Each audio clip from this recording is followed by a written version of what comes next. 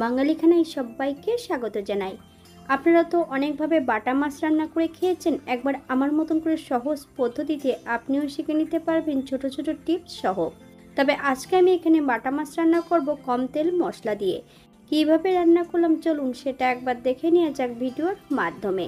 আশা করছি আজকের ভিডিওটি ভালো লাগবে। সকল বন্ধুদের কাছে অনুরোধ করছি সম্পূর্ণ ভিডিওটি দেখার।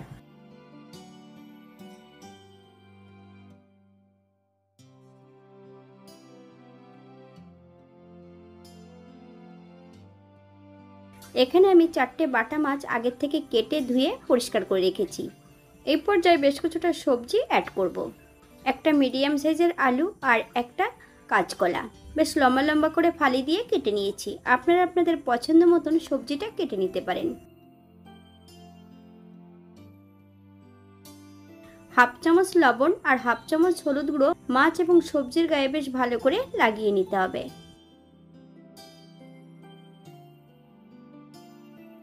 অপর দিক থেকে একটা কড়াইতে বেশ কিছুটা সাদা তেল অ্যাড করেছি, হাফ চামচ লবণ।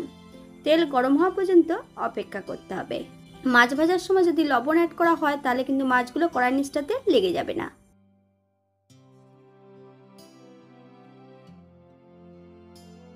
এই পর্যায়ে এক এক করে সম্পূর্ণ মাছগুলো ভেজে নেব। উল্টিয়ে পাল্টিয়ে বেশ মাছগুলোকে বেশ ভালো করে ভেজে নেব।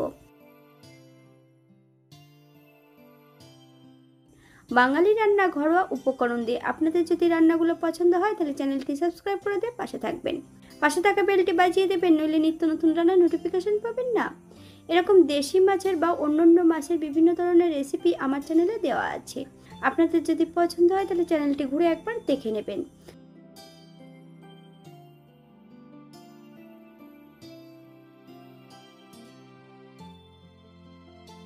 এই পর্যায়ে সম্পূর্ণ মাছগুলো তেল থেকে তুলে নেব। আপনারা আপনাদের পছন্দ মতন মাছগুলো ভেজে নিতে পারেন।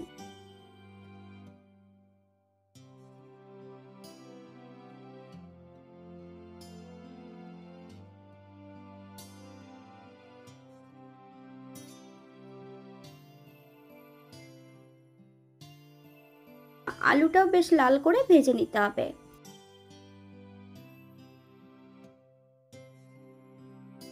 এই পর্যায়ে সম্পূর্ণ আলুগুলো তুলে নেব। আলু এবং মাছগুলো বেশ লাল করে ভেজে নিয়েছি। আপনারা আপনাদের পছন্দ মতন ভেজে নিতে পারেন।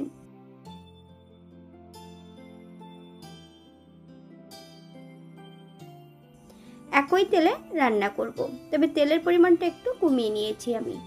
হাফ চামচ কালো জিরে, হাফ চামচ রাঁধুনি ফোড়ন থেকে সুগন্ধ বেরোলে কেটে রাখা সম্পূর্ণ কাঁচকলাগুলো অ্যাড করব। তবে কাঁচকলায় কিন্তু আগের থেকে লবণ হলুদ লাগানো আছে। বেশ ভালো করে ভেজে নিতে হবে। আপনারা আপনাদের পছন্দ মতন সবজিটা ভেজে নেবেন। এই পর্যায়ে অ্যাড করব বেশ কিছুটা কাঁচা লঙ্কা। আপনারা যদি পছন্দ করেন তাহলে পরিমাণে বাড়িয়ে দিতে পারেন। মিডিয়াম আঁচে বেশ কিছু সময় সবজি দিয়ে লঙ্কা দিয়ে বেশ ভালো করে ভেজে নিতে হবে।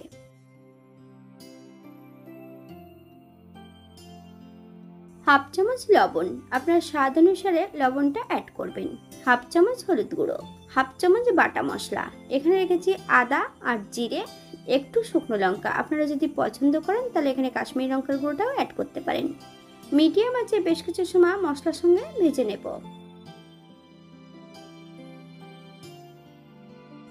মশলা কষানোর জন্য সামান্য একটু জল অ্যাড করব।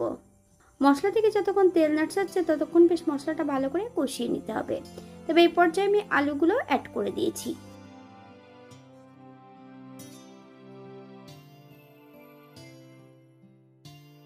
আমি এখানে গ্রেভির জন্য 1 কাপ জল অ্যাড করেছি।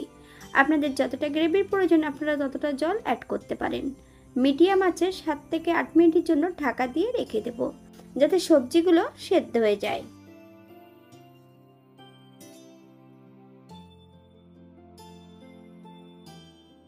8 মিনিট পর এই পর্যায়ে ভেজে রাখা সম্পূর্ণ মাছগুলো অ্যাড করতে হবে।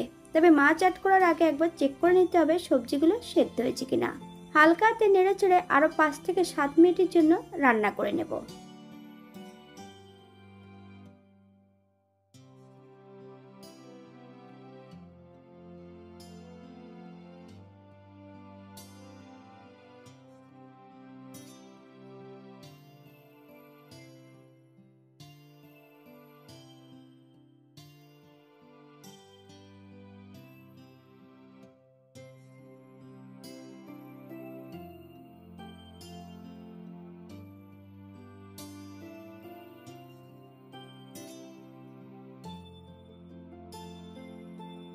এই পর্যায়ে গ্যাসের ফ্লেমটা অফ করে দেব।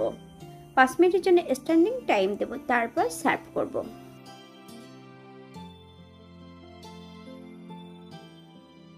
এটা দেখতে যেমন ভারী সুন্দর হচ্ছে, এটা গরম ভাতে খেতে কিন্তু অসম্ভব ভালো। আপনারা বাড়িতে একবার একই পদ্ধতিতে বানিয়ে নেবেন।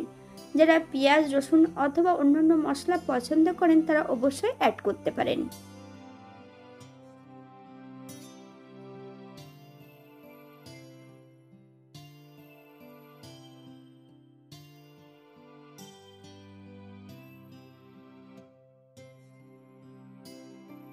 আজকের ভিডিওটি এই পর্যন্ত। সবাই সুস্থ থাকবেন, ভালো থাকবেন।